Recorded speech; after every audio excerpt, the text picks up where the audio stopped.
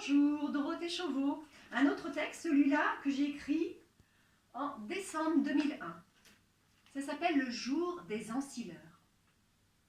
Il y avait une poutre qui soutenait le plafond, menaçant de tomber pour de bon. Il y avait une cuisinière qui réchauffait les briques, et on trouvait ça pratique pour nos pieds gelés. Il y avait un évier, pas haut sur pied, qui faisait comme de l'ombre dans un coin sombre. On était habitués à se baisser. Il y avait aussi une fenêtre avec des barreaux. J'allais l'oublier, tant le soleil était découragé de voir cette petite fenêtre se cacher le museau.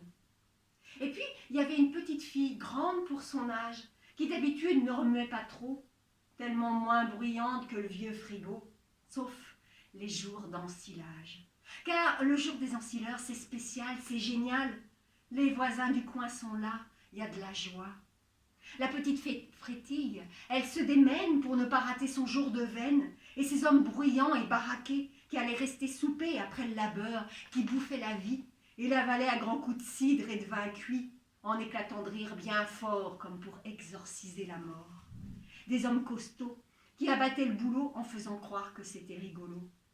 Un rien attendri quand ils adressaient 2-3 mots gentils à la petite fille qui, toute fière, en courant dans le champ, leur avait porté un verre.